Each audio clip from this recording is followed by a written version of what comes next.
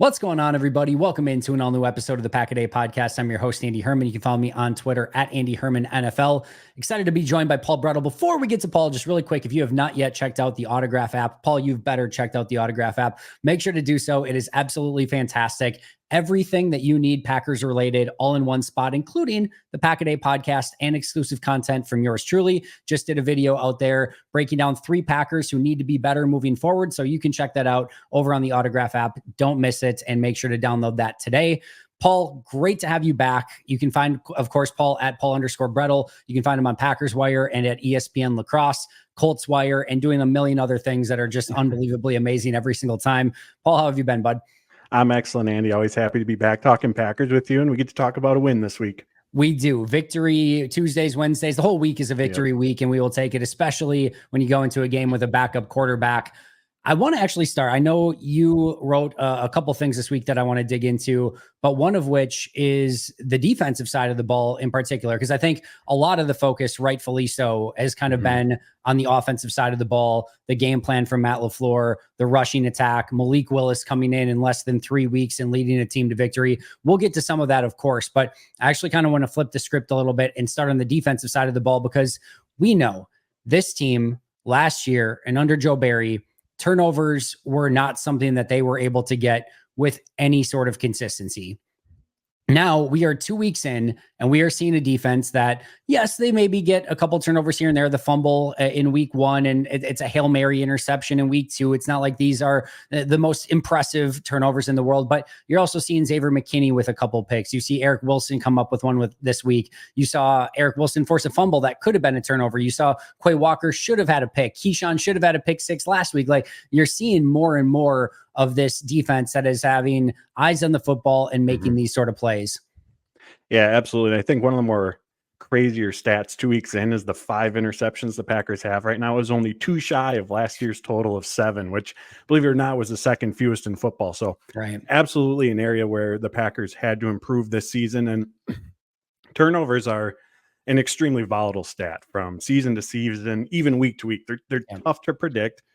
But what you can do is put yourself in a situation where you're at least increasing your odds of being in the right spot to have the opportunity to make plays on the ball. And I think that's what we're seeing early on with this Jeff Hafley defense. Matt LaFleur talked about on Monday, he talked about it during the offseason as well, that one of the schematic changes for the Packers under Hafley is that vision-based approach where it's all eyes on the quarterback rather than the more matchy defensive scheme that they had under Joe Barry, where you're more worried about kind of your part of the field, your quadrant, who's coming in it, who's coming out of it. So all eyes are on the quarterback. I think another key factor is that fast physical play style that we've heard so much about this offseason from Jeff Hafley and wanting his players to have that attacking mentality.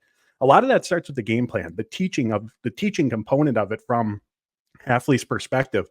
He had this quote during the offseason that I love, where it's something to the effect of, I can put together the greatest game plan ever on paper, but if it can't be executed on, who cares? It doesn't matter at that point. So the teaching component of it, understanding his players, what they do well, where they struggle, what does the opponent do well, what do we want to take away, and marrying all that together in a digestible game plan. I don't want to use the term simple because there's definitely nuance to it. There's rotations, there's different looks, there's all that stuff, but the digestible game plan so guys can just go out there, see what's unfolding, and boom, just react. So I think that's a component of it. And then Xavier McKinney, obviously, he has 2 of the interceptions, but just his presence on the back end, his ability to, I say teleport, because sometimes the way he just moves around the field from one spot to the other, it's so quick, and boom, he's just there.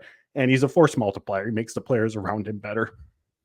Yeah, he very much is. And I think to your point, Xavier McKinney's a huge pickup. And from a Jeff Hafley standpoint, you also get what you emphasize, right? Like, and he came in and said, we're going to lead the league in turnovers. We're going to be a team that generates a ton of turnovers. And it's one thing to say it. It sounds great. It's a great soundbite in a press conference, and it's another to back it up. And I think what's really impressive to me is they've had a very specific game plan of, hey, we're not going to cause a bunch of chaos and get after the quarterback and bring a bunch of pressure. They did it in times. And in fact, the Xavier McKinney pick is one where Quay Walker's coming on a blitz and gets into the backfield. So I think the fact that hopefully once you actually cause even more chaos in the backfield, when you're going more against the Will Levises coming up, the Sam Darnold's coming up, the Matthew Stafford the week after that, like you've got some quarterbacks coming up that aren't your super mobile freak quarterbacks that can get out and get outside and throw on the run quite as much and beat you with their legs as often. So you're going to be able to, I think, get after the quarterback more, which is usually when those mistakes tend to happen more. So I'm extremely hopeful that, once Rashawn Gary and Devontae Wyatt and this defensive front gets even more going and get their, the ability to kind of pin their ears back a little bit and get after the quarterback, I think there's a chance where we could even see more opportunities for turnovers. I know realistically, what they generated these past 2 weeks in terms of opportunities for turnovers, you will take that every single week, but man, add pressure into that equation. And I think you could be really cooking. Yeah, and we could even look at the opportunities that were missed. There were 2 dropped interceptions against the Eagles. Quay had the drop at the end of the game. So again, we talked a lot about this offseason about what are the schematic changes that we're going to see under Jeff Hafley, and not to downplay that. That's certainly part of this equation. Like I said, Matt LaFleur talked about that vision-based approach, but honestly, I think a lot of this, again, when you go to turnovers, it's play style. Are you positioned where you're supposed to be? Are you breaking on the ball? Are you reading things correctly? And I think that's a big, big factor in what we've seen so far.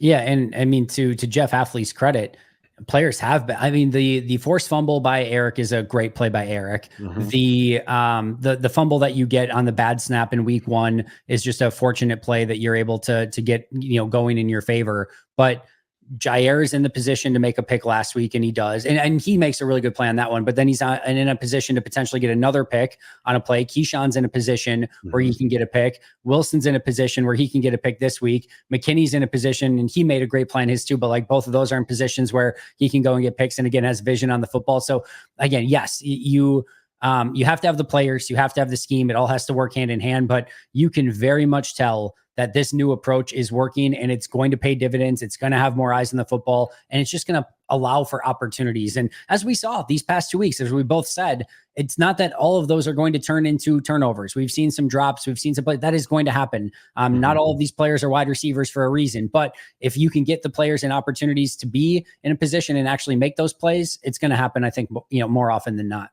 Yep. Well said. Let's go back to the offensive side of the ball a little bit, because I know you also wrote about Malik Willis and specifically having a lot on his plate. And I think it is something that is so worth talking about because this is not your normal backup quarterback situation. I mean, it would have been a lot to put on Sean Clifford's plate, if we're being real, and he's in year 2 in the offense, and it still would have been a tall task to get him ready to go and make sure that he knows everything for a specific game plan. And this is not somebody that has been with the team for a year plus. This is a less than 3 week addition to the team. Even go back to Jordan Love in year 2 when he made that first start against KC. Go to Jordan Love last year at times early in the year where this offense didn't necessarily have quite an identity yet, and you were still trying to figure things out. There were some very disjointed offensive game plans, yet the Packers were able to put one together, and B, Malik Willis was able to handle that workload and put together a winning performance. Yeah, in terms of what the Packers needed from him, it was nearly a flawless performance on Malik Willis's part. And I think it can be easy to look at the box score and see 53 runs, I believe it was. But this wasn't just turning around and handing the ball off. I mean, the Packers threw a ton at the Colts from a personnel standpoint, from a scheme standpoint, outside zone, gap scheme.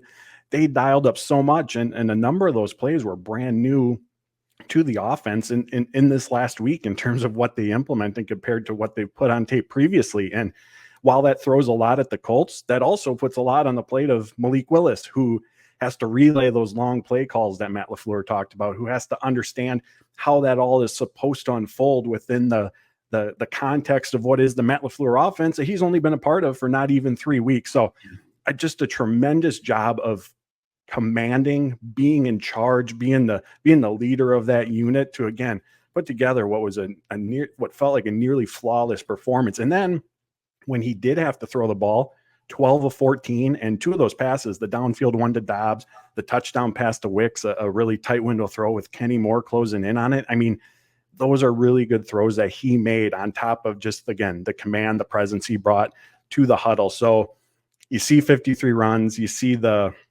I know the word that could be used is conservative, Yeah. But Willis had this quote post game that I loved, where it was something to the effect of, if this is what the game plan dictates, and running the ball did, the Colts struggled to stop it against the Houston Texans. So the fact that the Packers came out that way, I don't think it caught anyone off guard. But if that's what the game plan dictates, if the game plan's working, Malik Willis goes, why would you stop just to prove someone else wrong? And that's what this was. Here's what we put in, because that's what the defense shows we can take advantage of. It's working. So that's what we're going to continue to do. One of the things that I look at from a quarterback, and I don't care if it is, Mitch Trubisky in the dark ages of the Chicago Bears.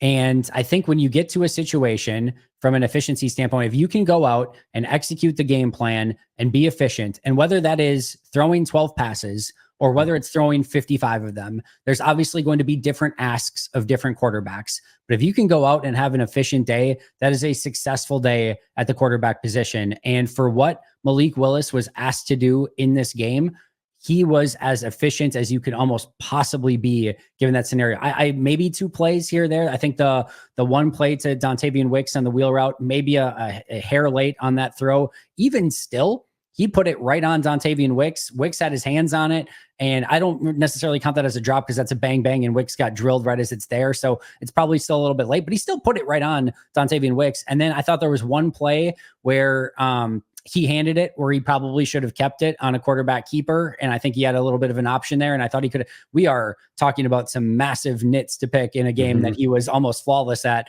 And, when you go out and have that performance, we have seen some backup quarterback performances before, Paul, where you have no idea what you're going to get. You can't execute the offense. We are seeing starting quarterback performances throughout the league where they are not asked to do a ton and they just cannot get the job done and be efficient in any capacity. So 3 weeks in to run this offense with all the crazy motions and orbits and everything that they put in, it's as impressive as a game as you can get for somebody who threw 12 passes.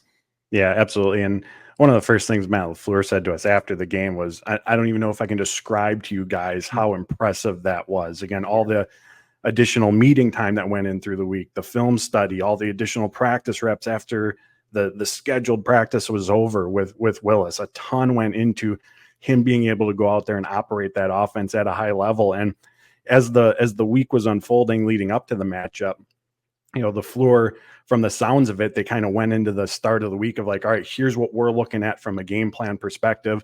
Go out on the practice field. And a key part of getting to where they were on Sunday was a really open and honest dialogue between Willis and LaFleur, where Willis, if something wasn't clicking for him or just didn't fully grasp it within the context of the Matt LaFleur offense, to let LaFleur know so that they could take it out and put something else in. Or so it was a call sheet that Willis was completely comfortable with and executing. And that approach, I don't think can be overlooked either in terms of what we saw on the field, because a big part of that, again, was just that collaboration piece between LaFleur and Willis to get to what we saw on Sunday. Yeah, it really was. It was a really cool performance from him. I want to stick on the offensive side of the ball, and specifically with an offensive lineman in Rasheed Walker. Ken Ingalls posted this, and I guess I didn't really recognize it at first glance, but I think it's a noteworthy statistic nonetheless. Rasheed Walker leads the league in offensive lineman penalties so far with 4 of them, 3 holding penalties, and then a false start penalty as well. The holding penalty he had that brought back the Josh Jacobs touchdown this past week was definitely a big one, and a play where I don't think he actually needed to hold on the play. I think Jacobs was going to get to his spot anyway. I don't think it's been like this egregiously bad start for Rasheed. I don't think it's been quite to the level that he set for himself at the end of last year.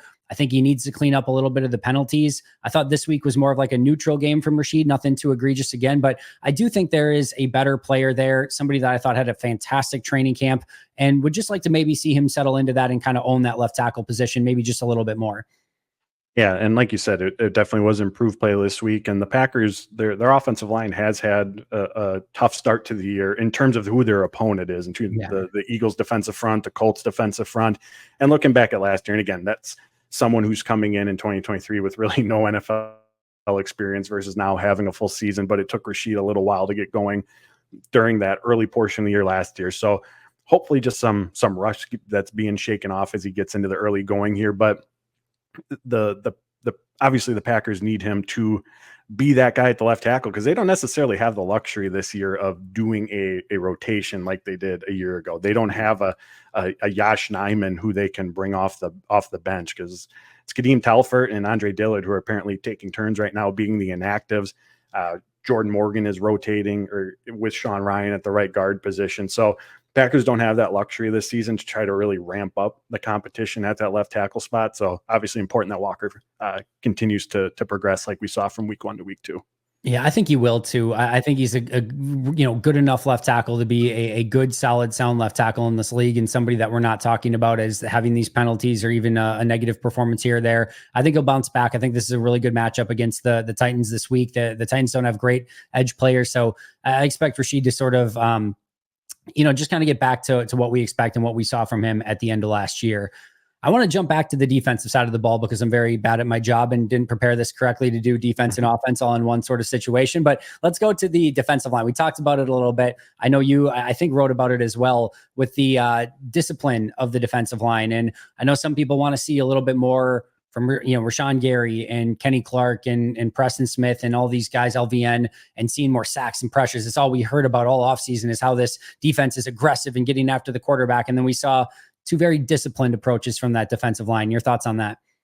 Yeah. And again, it's what the matchup dictated. So I think, glass half full here, Jeff Hafley's designing things based on, all right, what's the opponent doing? What do we have to do week to week to alter some things to make sure that we're defending this specific opponent to our best ability? And we got two mobile quarterbacks. The Packers, they talked about it. Matt LaFleur talked about it, took a more disciplined approach in terms of rushing the quarterback, making sure they're keeping Jalen Hurts, Anthony Richardson in the pocket. And one of the comments LaFleur made post game was how proud he was of the defensive front for their ability to be disciplined. And in the locker room afterwards, Rashawn Gary talked about that gets challenging at times because again, sometimes you just want to let it rip. It's a third down. You just want to go get the quarterback. But in the grand scheme of the game plan, you got to stick to what your specific responsibility is. And for the most part in both games, in terms of containing Hurts and Richardson, they did a good job at that. So that's really what the basis of all this was. And going against Will Levis next week, the other quarterbacks upcoming, Titans offensive line that's really struggled. I think we're going to see more of that get off the ball, go get the quarterback type of approach. But these opponents, this is what that game plan called for. And again, in the scope of, all right, what's being asked of these guys? What do they need to do? They went out and did their jobs in that regard. Yeah, 17 carries for 70 yards, which is pretty impressive for the two quarterbacks combined so far. 4.1 yard average. I think if I would have told Jeff Hafley, hey, you can hold Richardson and Hurts to 70 yards total rushing on 17 attempts, I think they would have signed up for that 1,000,000%. And again, it takes a level of discipline and just doing your 111th to get that done because, man, what do these defensive ends get paid for when their contracts come up? It is sacks, it is pressure. So just holding the point of attack along the defensive end and defensive tackle positions and making sure that there's no release points. But we've also seen in the past, go back to the Giants game last year with Tommy Cutlets, where, there would be a lack of gap integrity and one guy would get upfield too far and he would step up and roll to his right and just take off running. Like you have plays like that, especially to Hurts and Richardson, and it is going to burn you over and over and over again. And we have seen Packers teams struggle with mobile quarterbacks in the past, and to play two of the better ones in all football. I know they haven't seen Lamar yet, but the two of the better ones still in all football, and Richardson and Hurts, and contain them the way that they did. To me, that is a win up front. And I'm not worried yet about where the pass rush is because that's not been what they've been asked to do. Yeah. And it only takes one player to, go off script and try to get after the quarterback for a massive running lane to open up. And like what we talked about last week, the defensive approach was pretty similar in terms of overall against that Colts team, because the Packers did a heck of a job at eliminating the big downfield opportunities. We saw in week 1, three plays for the Colts of 50 plus yards. 2 of them led to touchdowns. 1 eventually led to a touchdown, but there wasn't much going for that Colts passing game downfield. And again, like we talked about, it forced Anthony Richardson, that offense, to say, all right, can you put together those 10, 12 play scoring drives and put together sustainable drives? So overall, just a really sound performance from the Packers defense, a disciplined performance, knowing what they needed to do in that specific game. And for the most part, being able to execute on it. I want to talk about linebacker. I think the Quay Walker discussion's basically been beaten to death already, so I don't know that we need to jump too far into it. Quay hasn't played well enough through the first 2 weeks. I think the Packers know it. I think he knows it, and now it's just going to be, can he bounce back, play better? It's week 3 in a new system. I know it's year 3, and there's expectations there, so he needs to play better, but I want to more ask about Edgerrin Cooper. We found out last week that the expectation and the goal for the coaching staff was to play Edgerrin Cooper more. And then he played less. He played 7 total snaps in this one. Nothing super egregious on tape. There was one time he lost the edge a little bit. It was a little bit of an unlucky play where he set the edge, and then it looked like Jonathan Taylor was going to cut back inside. So he kind of went inside, and then Jonathan Taylor got around the edge on him. So a little bit of a rookie mistake there, but it didn't seem to be anything egregious, but they're still trying to, figure out ways to kind of get him on the field. It didn't really happen this past week.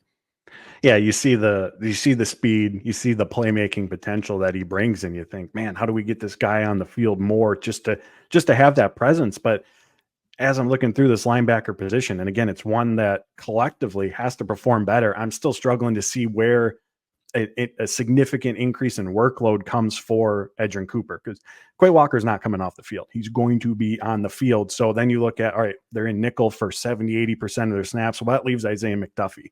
Isaiah McDuffie's strength is as a run defender. Yeah. That's why in those nickel situations, he's out there to at least provide that presence for them. And Edgerrin Cooper, again, as a young player who missed a lot of training camp, there's an obvious learning curve that he's still working through. You mentioned the misplay against the Colts on that Jonathan Taylor run the week prior. There was a misalignment that LaFleur was talking about that led to a Saquon Barkley. I think it was a touchdown. So again, that's a part of his game where I think there's going to be a bigger learning curve for him than the operate in space, coverage ability aspect, where his just natural athleticism and skill set can really take over. So where's he going to come into play? And then you look at that third linebacker spot when they do go into base, and man, tough to take Eric Wilson off the field right now, if you ask me, right? I mean, we just talked about the playmaking potential of Edgerrin Cooper. Well, Wilson's recognizing his with some massive plays from Sunday's game. So again, where do those additional snaps come from in terms of seeing a significant increase in the workload? I'm not exactly sure at this time. If there's an obvious passing situation, it's 3rd and 6+, 5+, whatever it is, and you want to put Cooper out there next to Quay Walker, get McDuffie off the field, I think there's added opportunities in that regard. But seeing his snap count go from 10 to 30, I'm not sure where that works in at this point in the season. As things progress, he gets more opportunities. He shows a more well-rounded skill set, more comfortability within the defense as he gets more reps. Obviously, this conversation can change a month from now, 2 months from now, but right now it feels like, all right, there's 8 snaps here, 10 snaps here, 12 snaps, whatever. It ends up being that's kind of what his workload's going to be. I think it's a difficult situation because I think everyone looks at linebacker, maybe outside of, what you are getting from Eric Wilson so far in a very limited amount of playing time, and say that position needs to be better. And then it's not like one of these positions where the cupboard's completely empty and you're just like, man, I don't even know what they possibly do. It's like they just spent a 2nd and 3rd round pick on Edgerrin Cooper and Tyron Hopper. It's like, maybe you just try that out. But I think the counterbalance, the counterpoint to that would be, we saw Quay have to go in as a rookie and sort of immediately play and kind of live through some of those mistakes. And whether that set him back from day one, just because maybe he wasn't ready and got into some bad habits early, no idea, but it could have been something like that. And I think maintaining patience right now with Edgerrin Cooper and Tyron Hopper at those positions and letting them come along at their own pace, not trying to put too much on their plate. And the first week was 10, 11 snaps. Last week was 7 snaps. Maybe this upcoming week is 15, 20 snaps. And maybe, again, to your point, maybe he settles into that and looks good. And then maybe he gets to 20 to 25. They're doing it with Jordan Morgan at right guard. They're doing it with Evan Williams at safety. They are doing it with Edgerrin Cooper at linebacker. Maybe Tyron Hopper gets in that discussion as well at some point, but they are bringing these players along at their own pace, at the pace that they feel is necessary. And Javon Bullard, when he was ready to go, they felt he's the starter. There wasn't even really a conversation by the end of camp. He was going to be the guy. And maybe that will come for Morgan and Cooper and some of these other rookies. But I don't hate the fact right now that they are bringing them along at their own pace. And when it's time to go in a different direction, whether that is via Quay, whether that's via McDuffie, whether that's via Wilson, then so be it. But for now, let it play out on its own accord. And I'm happy to see that they're not trying to push it too far, too fast.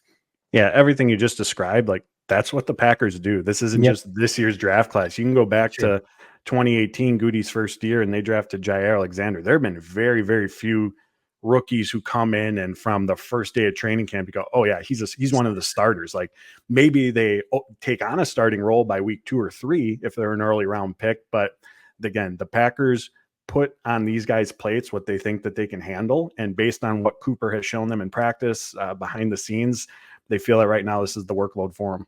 Yeah, it's going to be interesting to keep an eye on, and we'll see. I do expect more snaps for Cooper going forward, but let him take it at its own pace and not, again, put too much on his plate to begin with. All right, I want to move over to special teams. Brayden Narveson in particular, 2 missed field goals, both around 45-yarders that he missed. Overall, I think he's 6 of 8 so far, has made his extra points. A little bit up and down. He knows he needs to make those field goals. We found out yesterday, though, that the Packers, at least from Matt LaFleur's standpoint, even if he did caveat it with that's a Goody question, it sounded like he wants to be patient with Narveson. Yeah, and LaFleur said it as well. Like they understood that there was going to be ups and downs, as should be expected when, hey, you're relying on a rookie kicker, let alone one who wasn't with you for training camp, who got here a week before you traveled to Brazil, where he's making his first regular season field goal attempts.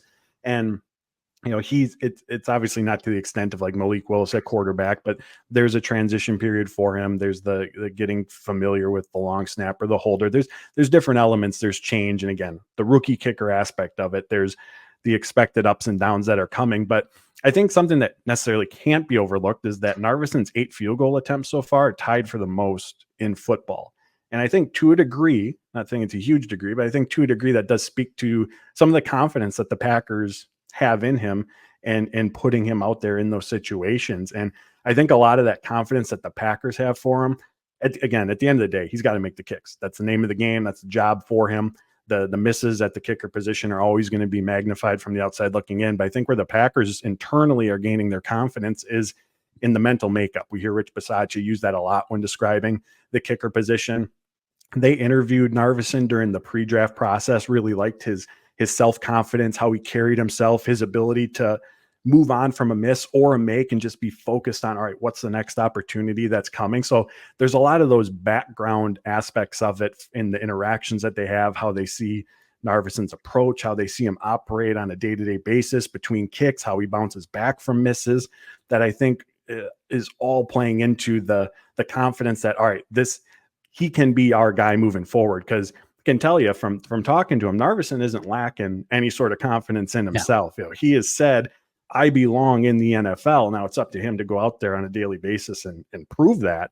But he certainly believes that he belongs here. And you want that from your kicker. You want him to have that confidence. And if the first kick is missed, that, all right, whatever, I'll go out and make the next one. Like you need to have that. You need to have that self-confidence, that swagger to a degree. And again, the few interactions that we've had with Narveson, he certainly seems to have that. And I think, again, all of that plays into the confidence that the Packers have. And the first impression that he made on this team, I know Matt Schneidman tweeted it out that Jair Alexander said to LaFleur, like, oh, look at this guy. Jordan Love had talked about him on his first day. Like that stuff matters. And if the team is feeling good about him, feeling confident in him, again, that's you hope translate onto what you see from the football field. And I kind of feel the same way. I mean, Green Bay went through like 6 kickers, including Narveson, through the start of the offseason up until now. I think so. And yeah, you said a 6, right? I think so. Yeah. And I never felt anywhere near the remote level of confidence that I do with Brayden Narveson. And again, that doesn't mean necessarily anything. He still, again, to your point, has to go out and make kicks, but it absolutely feels a lot different when he is out there, and just the way that he strikes the ball, it pops off of his foot. It sounds good. It looks good. And again, ultimately those 2 posts are there for a reason. You got to get it in the middle of them. But I'm more on board with saying, I was ready to look for a different answer to Anders. I didn't think Greg Joseph was the answer, nor any of the other random guys that they brought in. Narveson to me is like, let's go through this. There's been nothing egregious so far. Like if all of a sudden we, see in Tennessee this week, he has a, 0 for 4 game or a 1 for 5 game or something like that. Okay. We have to have a much different discussion, but if he has another 3 for 4 day, I'm still much more of like, let's continue, let's keep it going. And let's see if he can kind of get this going in the right direction and gain a little bit more consistency. It's funny you mentioned that. And again, I'm sure part of it is just the small sample size of 2 games versus a full season. But even after the misses, there isn't this like gut-wrenching feeling that I'm having of, oh man, what are they going to do at kicker again? It's just, and I think what I was trying to describe earlier, I think that's part of just the vibe he gives off, like, oh, he's not worried. I'm not going to be worried. He knows he'll figure it out. He knows he belongs here. He'll get things on track. And I think, again, going back to the confidence, what do the Packers see? I definitely think that's part of that, what LaFleur had mentioned yesterday.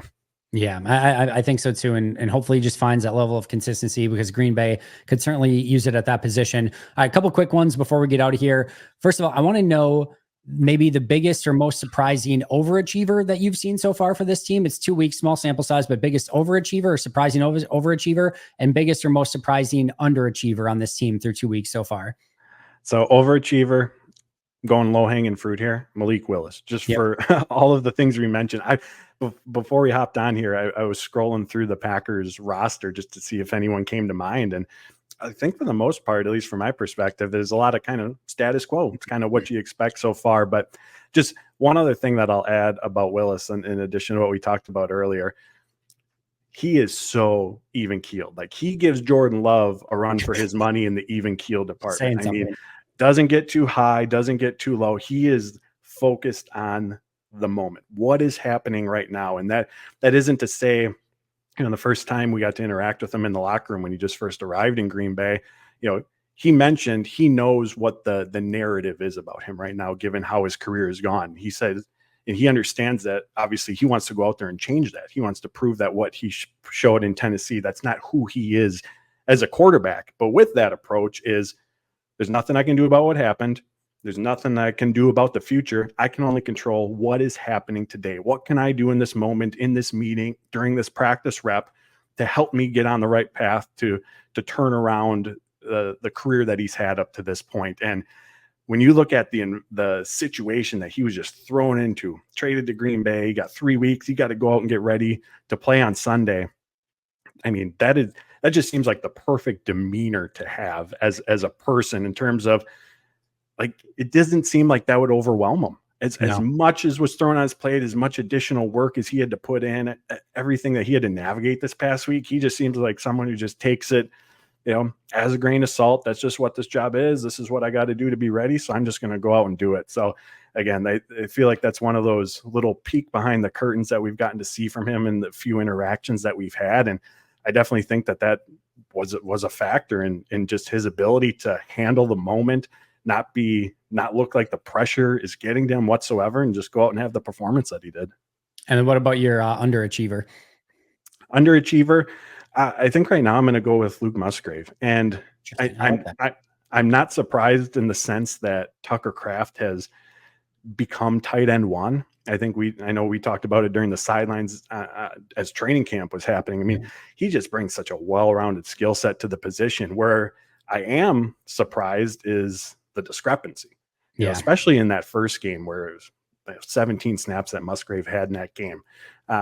So I thought that there would be more of a role for him. And again, especially this last week, you knew they weren't going to go a ton of 2 tight end looks, wanting to spread the Colts out and run against them in that fashion. But I did think there'd be more opportunities for him. And hindsight being 2020, this is coming off of a training camp where there just weren't a lot of days or plays where he had some big performances that stood out. Whereas Tucker Kraft comes back from the pec injury, and those final 2 weeks, he just seems like he's making at least a play or two every day in practice. So again, hindsight's always 2020 as we reflect on those things. But again, I thought there'd be more of a role for Musgrave at this point.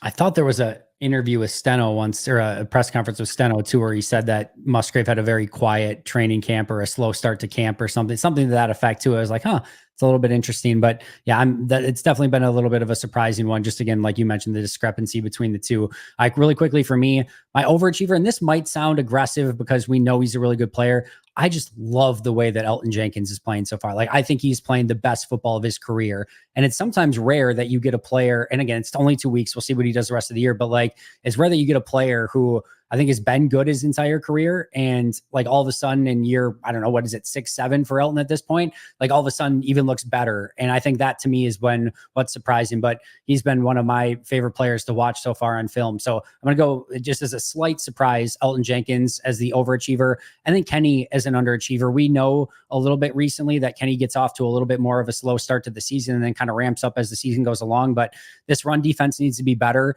And I think that starts with Kenny. I think some of the double teams he hasn't held up against quite as well as he has in the past, hasn't made quite as much of an impact. And again, I'm not even talking the pass rush stuff because we kind of went through the job description that they've had, but even as a run defender, just haven't seen the same Kenny that we're used to so far. Yeah. All right, cool. And then last but not least, Packers Titans, just quick thoughts. Anything that you're sort of looking for? Does Jordan play? I'll let you go in any direction that you want. I think the big thing for me is the pass rush that we talked about. I think there's just going to be the opportunity for them to, what we saw this summer, pin their ears back, go and get after the quarterback. And saw the stat floating around Twitter. I think it was something like the Titans have a pressure rate of around 50% that their offensive line has surrendered, a super high amount. So I think this is going to be an opportunity for the Packers defensive front to really go get after the quarterback. So I'm just excited to see them in that capacity go do so. Because really the one glimpse that we got was during the joint practice against the Ravens, because that's obviously when the starters were on the field. Unlike in the preseason, they were going up against a different opponent. And I thought in that environment that pass rush had a pretty good performance. And I'm excited to see if they can carry that over the regular season. Yeah, I think so too. I think they will. I think they're going to be champing at the bit to really, get after the quarterback. And I think, almost to an extent, it's like you have starved these players from the opportunity to chase a quarterback for 2 weeks. And I think you're just going to release the hounds and be like, all right, fresh meat. Will Levis is out there. Go get after him, guys. And he's going to probably vomit up something. And no pun intended with Josh Myers and Elton Jenkins this week. But I think I'm very much looking forward to that. And I think the defensive front's going to respond in a big, big way. Paul, fantastic stuff as always. Where can we find all of your tremendous work? I appreciate it, Andy. Follow me on Twitter at Paul_Bretl. Find all my work over at ESPNlacrosse.com. If you're a Wisconsin sports fan, download 105.5 ESPN Lacrosse app, Packers, Brewers, Bucks, Badgers, sports radio all day long, news, all the good stuff. Good stuff always with John Papadopoulos as well. I'll be talking to him later today as we're recording this. But make sure to check out Paul again at Paul_Bretl. You can find me at Andy Herman NFL. You can follow the podcast at Pack-A-Day Podcast. That's going to do it for Paul and I today. But until next time, and as always, go Pack Go.